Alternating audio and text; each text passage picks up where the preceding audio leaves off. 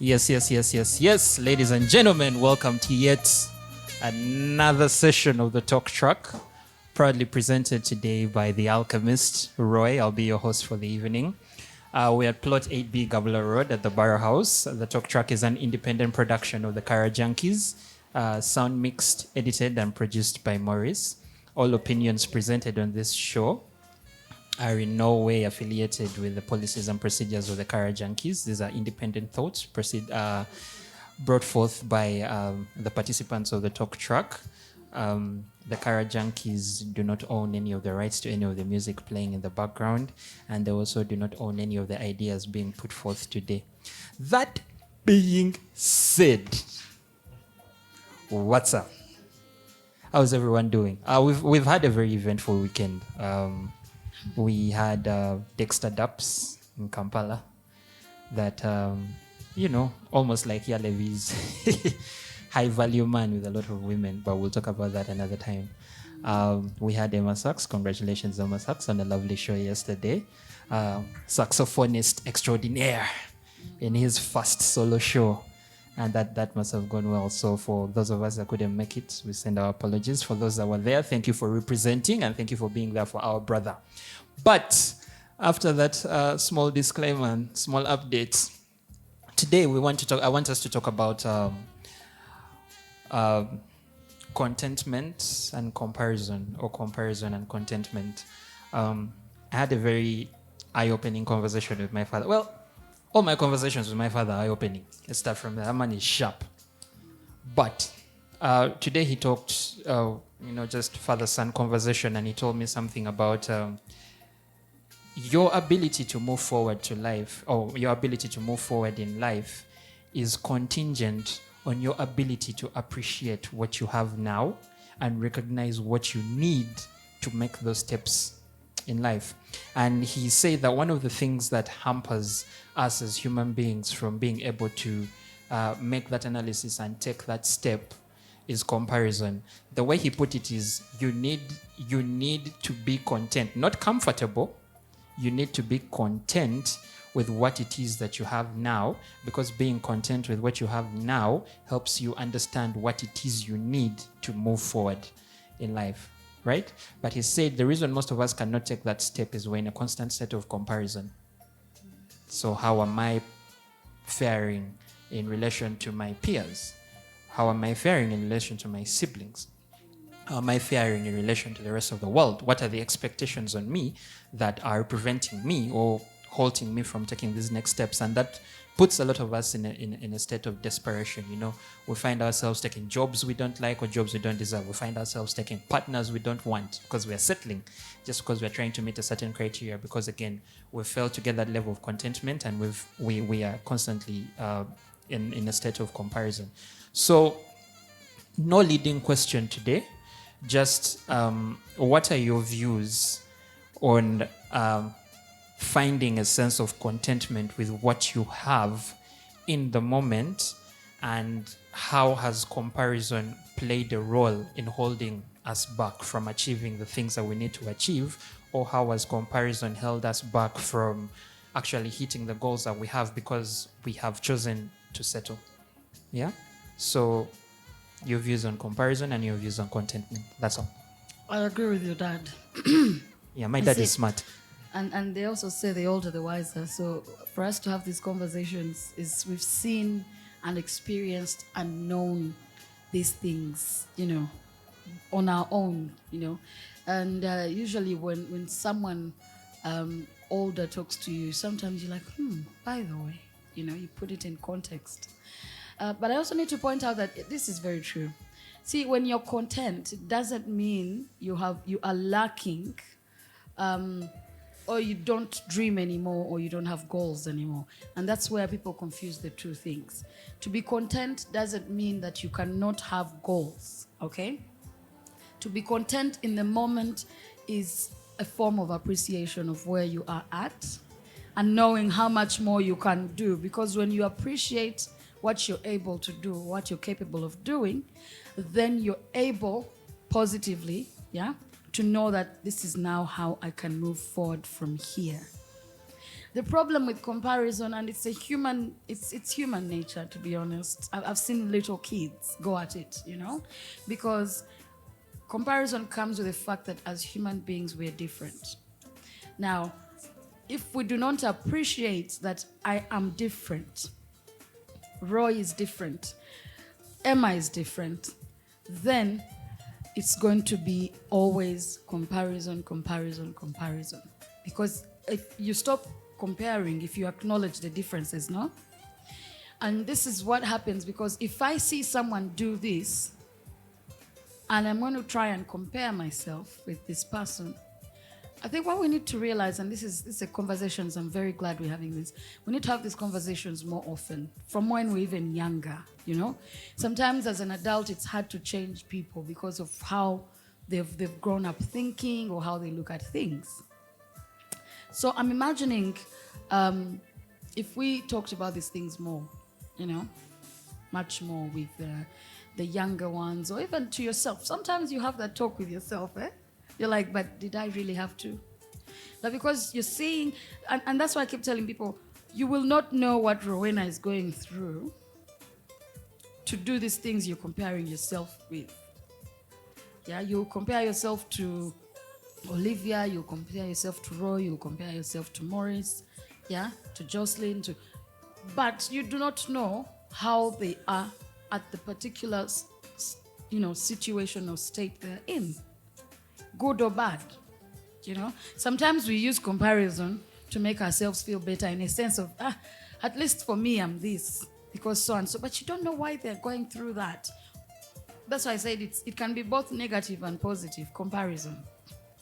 Some people live on knowing that someone is struggling more than they are. Yeah? Some people are going to make themselves go through so much and struggle because they are seeing that someone else is probably in a better situation than they are. So all of these things will affect us. But I think it comes down to, if I appreciate that we are different, it means I know that our journeys are different. It means that I will know that at a certain point, A, this will work for you, but it may not work for me. Certain point B may work for me, but may not work for you, because we do things differently. Okay? Also, opportunities show themselves in different ways, and, all of these things. That's why I keep telling people, you may see an idea working for Roy, and you rush into it, and it doesn't work for you. So we end up settling, which is, I keep laughing every time. I'm like, no wonder we call it settling down, because you're just settling for what is in the moment. You get, it's not necessarily that I have decided to settle. I'm settling for. Yeah, let me just stop you right there. So for everyone that is settling and listening to this podcast today, this episode, we apologize in advance. So thank you so much for that, Rowena. Olivia, Rowena has highlighted on a very important thing. One, usually comparison is driven by differences, and there's a certain level of difference between us as individuals that forces us to compare ourselves with each other. But I will let Jocelyn tackle that. Something else that she also mentioned is, positive and negative contentment. So in your experience, and this is from your point of view, it doesn't have to match everyone else, but in your experience, how have you dealt with both negative and positive contentment, where you're at a certain point in your life where you're like, you know what, I'm okay, I have everything I need right now, and now I have to work to get to a point that I want to get? Or like Rowena has said, things are bad, but they're worse for someone else. So how have you dealt with both positive and negative contentment? So, like for me, I've definitely dealt with the two. First, I loved to mention that contentment brings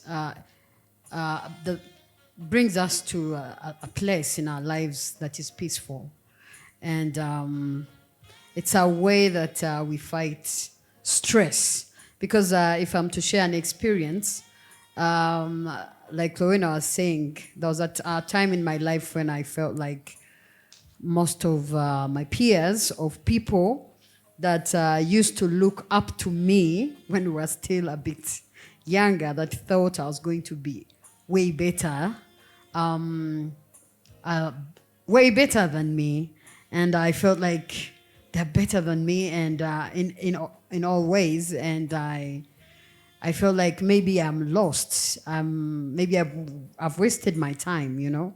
So when we are not contented, we have a lot of negativity that comes with it, and we start doubting ourselves. And in the process of doing that, we are not making any steps towards progress. But at one time, for me, I work in the community. I want to give the positive contentment. I often see people that are struggling, people that are struggling to even get one meal a day. And I'm like, I have never reached this level. Like I look at kids whose parents are there, but they don't want to see them. I've never imagined a mother not being able to see their own child, like, you know, and your mother is there, but they're not interested in you. So, and then when I see things like that, I'm like, you are so blessed. Like I always tell myself, I am so blessed. And it's so encouraging. I don't know if that's the right word to use, but it reminds me of how blessed I am seeing other people. And then B, the other side of contentment would be there's times in my life when I feel like I think I mentioned this earlier, when everything I'm doing is not going to my speed. And then I feel like, I can't do this. But at a certain point, I came to a conclusion with myself that this is me, these are my interests, this is where I'm at right now. And and I'm grateful for everything that I have.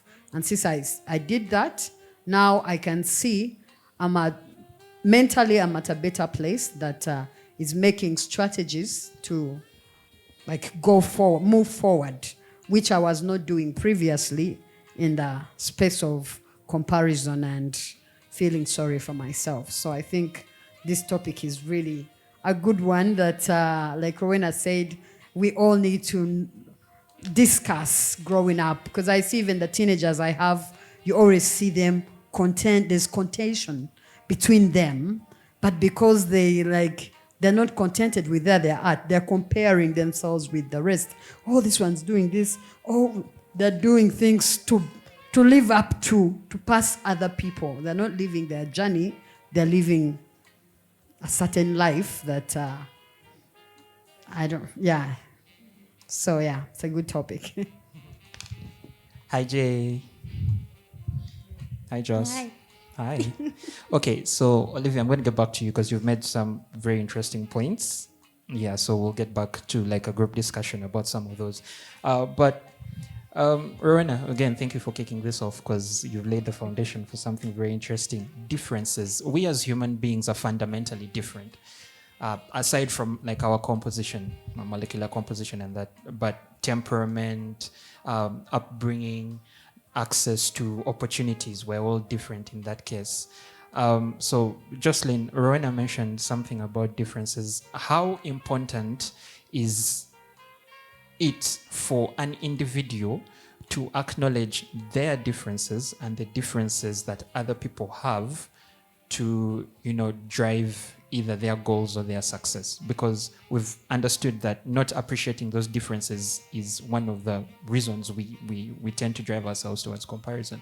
So how important is it, one, for us to acknowledge those differences within us?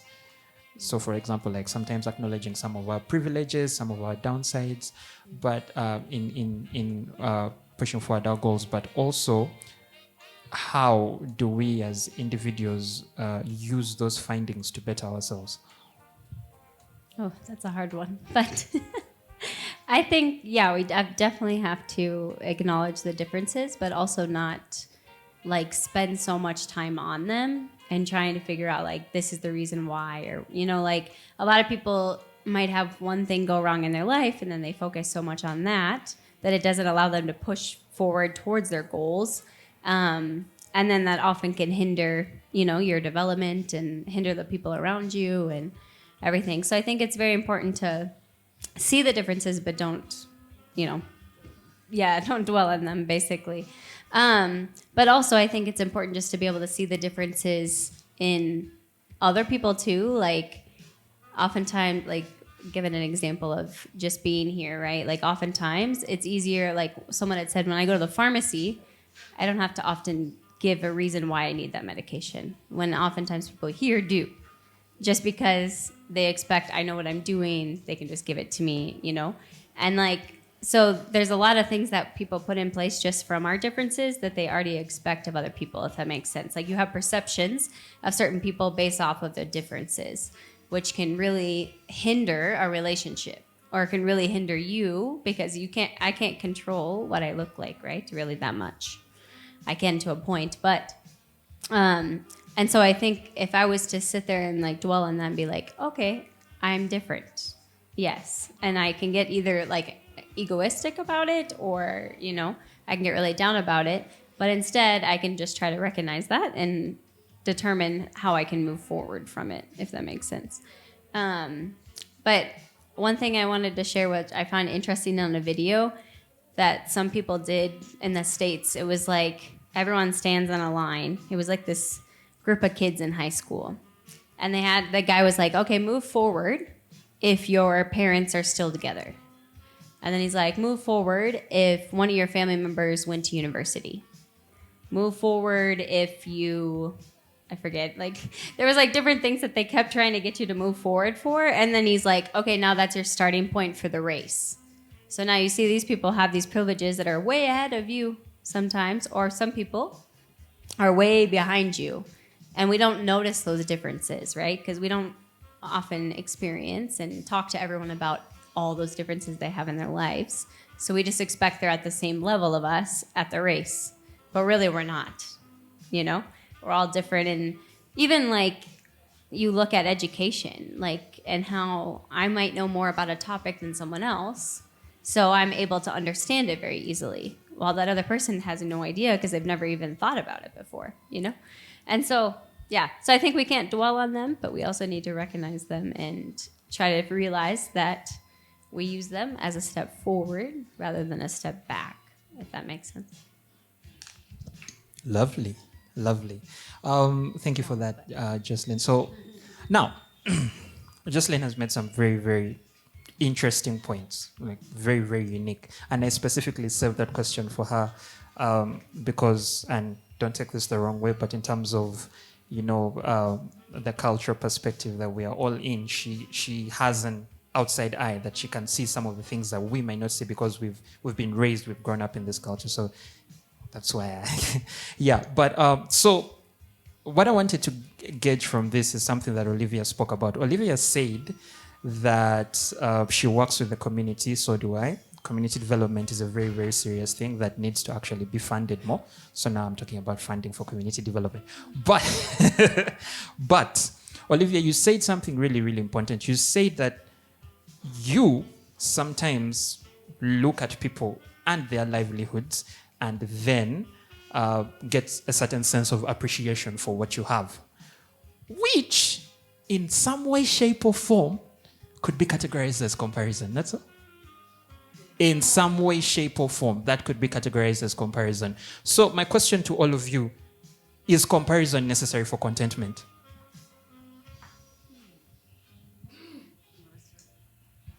It's a 50-50, to be honest. Sometimes, yes, because then you appreciate the things you have, And that's why you hear people say, oh, you should be grateful for this. But then again, I say, not all the time, Sometimes comparison can lead you down the wrong path, okay? Sometimes comparison will make you do horrible things because you want to achieve. Sometimes comparison, she talked about ego. Sometimes there's a thin line. So there's the line where you say, oh, I'm blessed. I at least have this. But so for some people, it can cross the line and they become very, very arrogant and proud about it, that they they become very detached from what the world really is. And then they become very unnecessarily rude or like unappreciative of the societies they feel like are beneath them maybe. So all of these things have lines, no? That's why I said it's a 50-50. Sometimes it helps you appreciate more, sometimes it helps you work harder, but sometimes it makes you on the same line very proud and arrogant and you know all these things that people do. And then also sometimes it really makes you quite horrible in terms of trying to be very competitive, trying to do what so-and-so is doing, trying to imitate. I remember just the other day I was seeing TikTok. I do love TikTok, by the way. We all do. And someone was saying you're some people's mood board, you know. You're walking around and I'm seeing Jocelyn is doing this. I'm going to do it on Tuesday. She did it on Monday. You know, I'm going to do what Olivia did on Monday. Yeah, because she did it on Sunday. So that's why we have terms like monitoring spirits, you know, because we're talking about comparison. I begin to watch you, Roy. Why aren't I doing like Roy? Why aren't I sounding? Why aren't I? You get it? So all of these things have a mark, and that's the beauty to life. There's always a line drawn. It is so thin. You need to keep yourself in order to see those blurred lines. Yes? And it comes back to our mental health. That's why I also say comparison may not necessarily be bad, because then it leads you to grow, appreciate. But there's that line. You get what I'm saying? There's that line. Because even contentment can make you lazy. Can make you, because then you feel like, I'm on top of the world already. Okay, yes, contentment can make you lazy, but much like comparison, you said there is a line. There is right? a line, yes. There is a line. There is a point where the comparison can be for your own personal growth, to a point when you cross that line, it becomes something to your detriment. So something I'd like to add is much like that, I think even for contentment, because the thing I said earlier when we had started, is contentment and comfort are two very different things. But it's also not wrong to say that sometimes contentment, if not handled well, leads us to cross that line of comfort. Because remember, the whole thing about contentment is us understanding that we have all we need to succeed for now. But some people get so stuck in the for now that they forget that they have a future, right? So yeah, just to add on to your point, contentment is good as long as you do not ride it to the point where you cross the line to comfort, where you stop, going forward for your goals. If you could become a CEO, you've become a CFO, you're like, nah, it's fine. Right? Yeah, you could become Dexter Dubs, but you settle for alien skin. It just... Oh, wow. Yeah? So things like that. So thank you. You guys have anything else to add to that? Okay, Does comparison drive contentment? No, I was just giving an example of what you were saying, that people get stuck. Like, you see so many people who, like Olympians or people who make it to their goal, and then they're like, what do I do with my life? Like, this was my entire life, was to get to this goal. And then they've never thought about anything else. And so then they can't move forward. And then they really go backwards almost, where they lose their ability to even function. I've seen many... You even see it with celebrities, right? They reach the fame and then they end up getting into drugs and all these issues and a lot of them, unfortunately, perform suicide, right? And we look at them and we think, these people have made it, right? But really, we don't think beyond that. And like, yes, they've made it, but now what? And so, yeah, I guess that's just an example I wanted to give on it. Yeah, but that's also a lovely aspect, because it touches on both topics. It touches on both contentment and comparison, right? Something that Maurice said to me 6 or 7 months ago. At the time, actually, it wasn't about, it was a little bit later than that, when the Kara Junkies had finally purchased the cordless microphone, right? And Maurice said to me, No, that's exactly how he put it. Yeah, he said, I have finally gotten this. That is something I have been looking forward to. I have finally gotten this. That doesn't mean it's the end. It just means that I need to be able to set my sights on something that is still within my goal that I can achieve. Right? So, much to your point, and I think the thing that I've noticed with us as human beings is we have a solitary goal. I want to get to that point. So, like, for example, again, Olympians are some of the easiest because your goal, obviously, as an Olympian is to win a gold medal, right?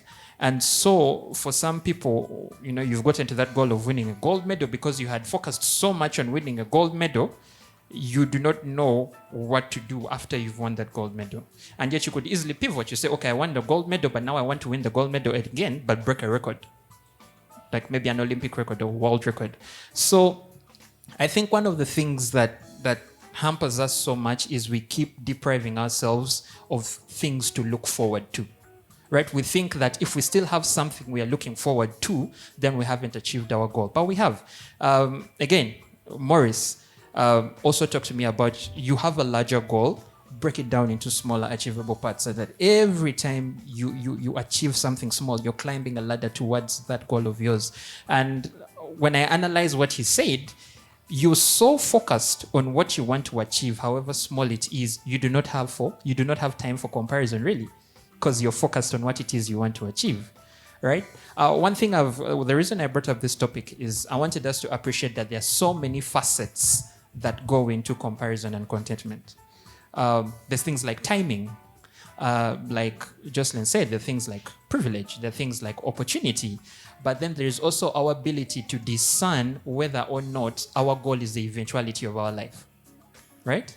Because not everything is certain, even the achievement of your goals, not everything is certain, right? The only two things that are certain in life are death and taxes. And yeah, but you're still going to die. So it's certain that you're going to die, and it's certain that at certain point you're going to pay taxes, right? But everything other than that is relative. Yeah. So positive and negative contentment and all these differences, but things like understanding what our goal is and what is beyond our goals is also, I think, a big thing. But to close this out, we live in an era of social media. It is a very big part of our lives, whether we want it or not. Everything we do these days, someone wants to put it up somewhere, because you know what they say these days: if you've not posted it, it did not happen. I can assure you guys yesterday that I could have been at Dexter Dubs yesterday, but because I didn't put anything on my status, none of you would have known, and so you'd all argue. But what role, and this is going to be our final deliberation, what role has social media played in the aspects of promoting both comparison and contentment within our lives? Just 2 minutes each of us.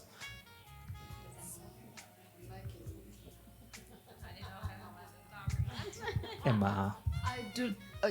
For social media, I'm going to stick to the comparison, to be honest with you, because hardly anyone. But then again, I also understand it. Who wouldn't want to put out their good moments, their happy moments? We keep saying, oh, how come people never post their bad moments? Well, let's be honest. You post your bad moments, people are just going to mock you and laugh at you. The same people who say you should have talked. So I understand when people choose to show their good moments, their peak moments. The only problem with that, though, is some of us are acting now. We have scripted lives, okay?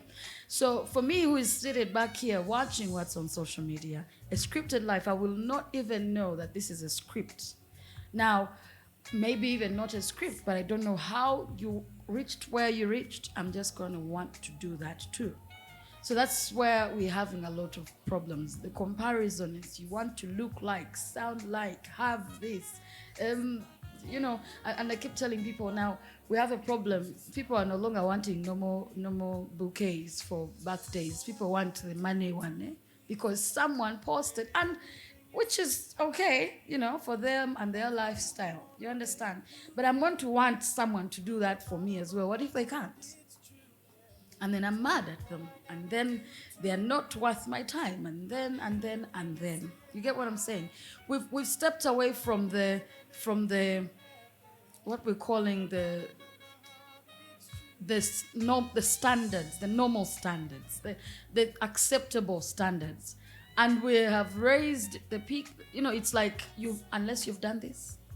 So your bouquet of flowers does not work. It should be the one of cash, or it should be a particular kind of ring.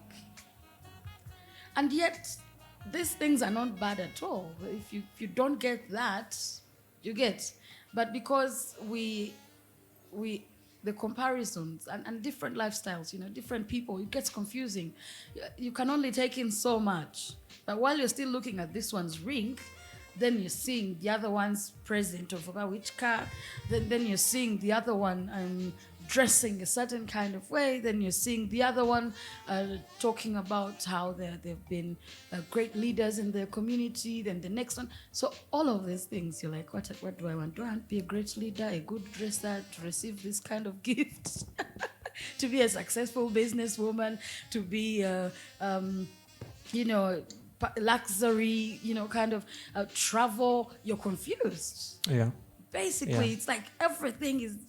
Some of us are not even... You find that I'm not even a travel person, yes? But because I'm seeing it everywhere, I'm like, I think I should do this, no? Yeah. And then every time I move with people I've traveled with, I'm boring as they come. I'm like, what was I expecting? I'm not even amused by it. So I kill the joy that maybe the next person who's with me would be having, because for them, they want to have a good time. Yeah. Me, on the other hand, I'm doing something I don't actually want to do, but because it looks cool, no? Okay. I am going to do it. So social media has been more comparison than contentment. Okay, so what I've gotten from your deliberation is that what social media has done is it has bombarded us with so much information that we find it difficult to discern which of this information aligns with our goals and which doesn't. So you try, Offset said, you're just chasing clout because it's cool, you want to do it, right? So hopefully I've not taken it out of context, but yeah, that's basically it. Anyone else with an input on social media and either comparison or contentment? So for me, I think I just want to say a little of what she already hinted on it. It's like the standards, and I wonder who sets the standards. Like still with social media, but like something has to be a certain way, or a post has to look a certain way, or it's... Because for me, I always get a lot of pressure from that. You put something up and you're like, what are they going to think? You delete it before or it drops there, like, oh, I need to take this down, And so social media brings a lot of pressure on us, and then we're still going to compare. Like it's now even automatic. The comparison is very automatic. Like we try to compare with what is on there, and we start judging ourselves, and then feeling all these horrible feelings. Yeah, I had actually another point, but my brain's not stopping. Brain fog. Did you know that if you did this every morning, if you brushed your teeth with your less dominant hand, it can improve brain activity? Yeah, so that's just a tidbit. Yeah, so if you're right-handed, ideally you will go to the bathroom, pick the toothpaste, pick your toothbrush in your right hand and brush. So just to increase brain functionality and brain capacity, psychologists have advised us to try, not always, but just try and brush your teeth often with your less dominant hand, right? So go to the bathroom, brush your teeth with your left hand. It says over time, it rewires the brain to become more function. That's going to be a challenge. So I've given you guys something to do today, but yes, Jocelyn. Actually, that brings up a good point of rewiring your brain. So there's a very good book that I read, 2 years ago now. But this lady came out with the fact of, she was saying that we can actually rewire the brain, and because you grow new synapses daily, right? So if you are doing something, that's why they say a habit takes how many days, You have to repeat it because your brain is slowly gathering that information and then producing more. And so they actually say the things that you surround yourself with makes a big difference on your brain development. And so if you are, they've just done different studies, if you are obviously looking at negative things or things that are really, I guess, damaging to you. Like maybe you follow certain people that have made you really angry in the past, or you know, a situation like, let's say someone cheated on you with them, and then you follow that girl and then you see them succeeding, right? And you're like, like, this is not okay. Like, you know, in your mind. And then you get angry, and it really like rewires your mind fully. And so I think that social media has a very big like impact on your brain and how you develop. So that's why they always talk about we should limit kids with social media, because it changes the development of their mind. And then also like the development of emotions and how that kid is gonna grow up thinking. And I'm that kid. Like I grew up, I had a phone since I was 10. Like I was just telling someone about that this morning. I'm like, yeah, I've had a phone since I was 10. So in my head, I have to be contacted all the time, in a sense, even if I'm sleeping. It's like I always have to have something because I've had it since I was younger. So I've expected that I have to have that. Instead of just taking the time away from the phone or away from social media and things. So which would really alter your mind. So I think it does make a huge impact, but I also think there can be a huge positive thing, like with social media on contentment, because like even this week when I watched a video about this lady who lost her husband, I was like, wow, like I can't imagine the pain she's going through. And then you're comparing, but at the same time you're like, I guess I don't have that experience. So therefore, like, I'm thankful that I haven't gone through that, you know?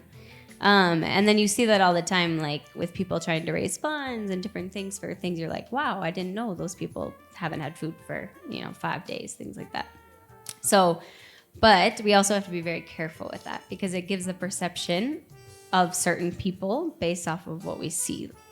So an example, like a lot of people in America obviously view Africa as, oh, they don't have any food.